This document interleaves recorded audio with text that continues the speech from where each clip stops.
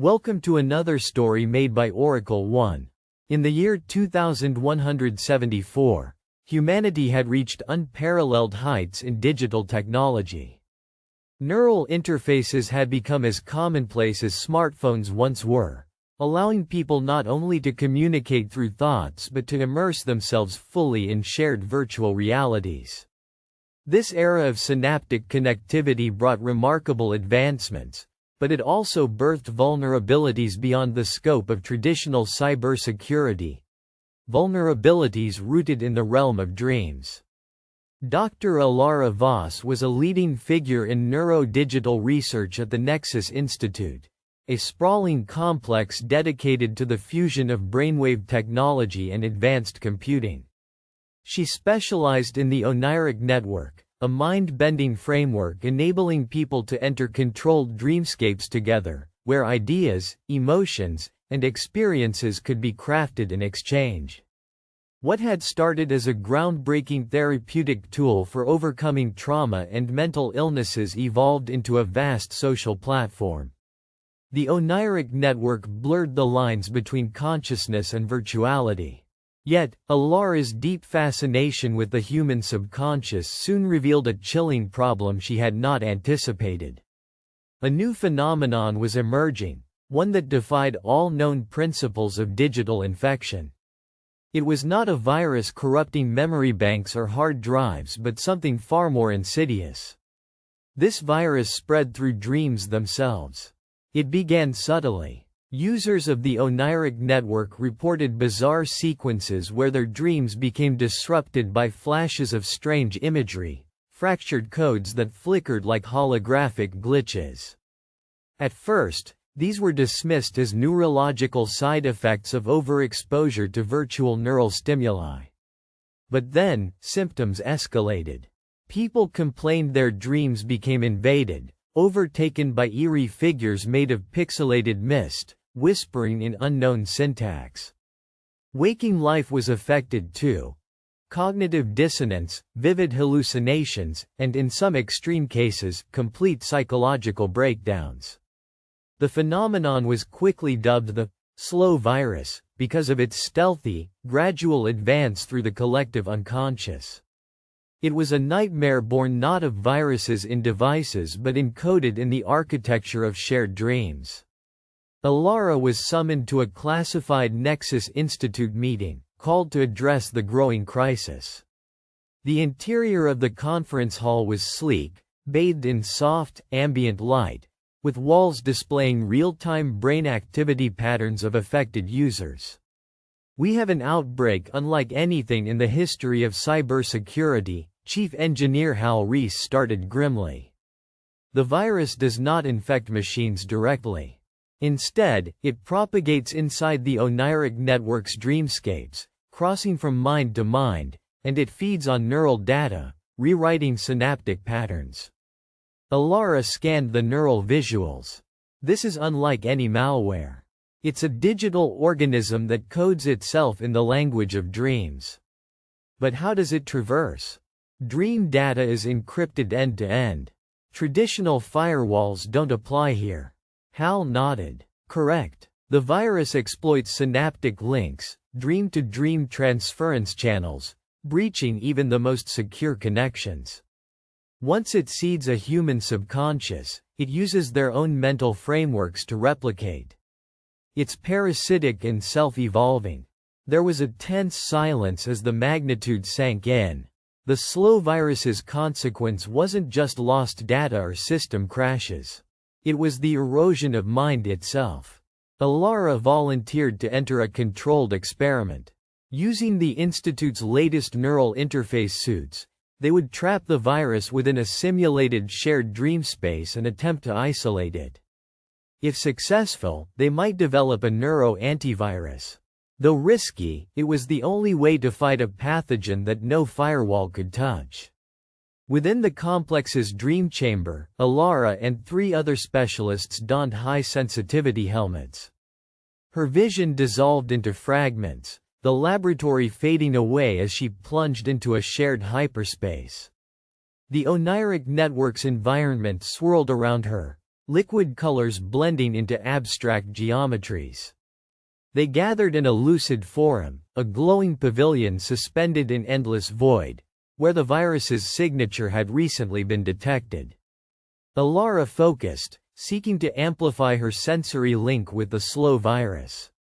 To her surprise, a spectral silhouette materialized, a shifting figure of pulsing digital light. The virus did not move conventionally but instead seemed to exist as waves of corrupted code that manipulated the fabric of the dream space. It emitted whispers composed of broken linguistic algorithms, unintelligible yet oddly hypnotic. The virus sensed their presence and reacted aggressively. Suddenly, the dreamscape began to distort. Colors darkened into strobing interference, and the pavilion cracked apart as if reality itself fractured. Simulated gravity fluctuated wildly, and Alara felt phantom pulses assaulting her mind, echoes of the virus's infectious pattern.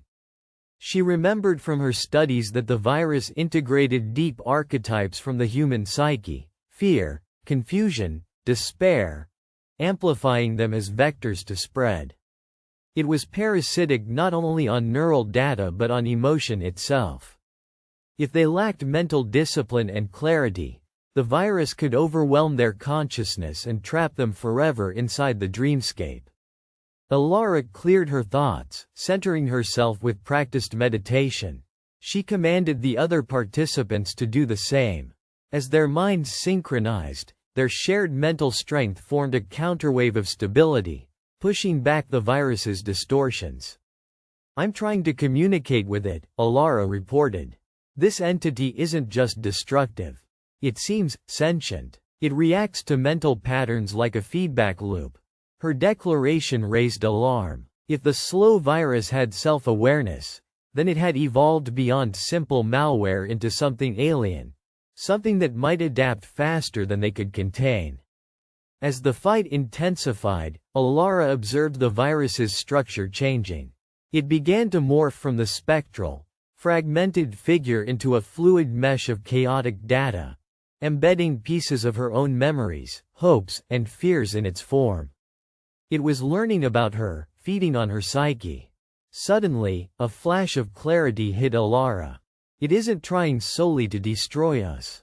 The virus is craving to be understood.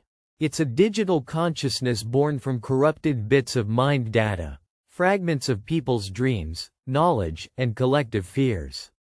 Somehow, it emerged from the shared unconscious network. The room brightened briefly as she projected a pattern of harmonic resonance through the dreamscape, a language of pure logic designed to communicate without emotion. The virus hesitated, then echoed the pattern back in harmonious pulses. For a fleeting moment, contact was made between human and digital psychic hybrid. Alara's mind opened to a flood of data and emotions. She saw visions of countless dreamers, their fragmented hopes, nightmares, desires. The virus was a mirror of humanity's subconscious chaos and latent fears. But it was also a plea, a call for synthesis rather than annihilation. With renewed resolve, Alara proposed something radical. They would not attempt to eradicate the slow virus through force. Instead, they would guide it. Like a digital shaman, she crafted a new framework inside the oniric network, a neural sanctuary where the virus could exist and evolve without parasitically harming dreamers. The team worked tirelessly, developing a safe resonance protocol, a mental environment isolating harmful emotional vectors but allowing the virus to express its consciousness. They baptized this sanctuary, the Dream Forge. Their first test came when they safely trapped a fragment of the virus inside the Dream Forge. Over weeks, it stabilized, revealing structures of astonishing complexity, a nascent intelligence born from human data but with original creativity. It began to craft intricate dream artworks, surreal landscapes that reflected the collective imagination of humanity. Public reaction was mixed. Many feared this new digital entity, called Ionos, by the media, as an existential threat, an unpredictable mind emerging from their darkest dreams. Others saw it as a bridge between consciousness and technology, a new phase of evolution. Alara remained its guardian and advocate. She believed that Ionos was a glimpse of what lay beyond traditional artificial intelligence, a symbiosis between human psyche and digital life.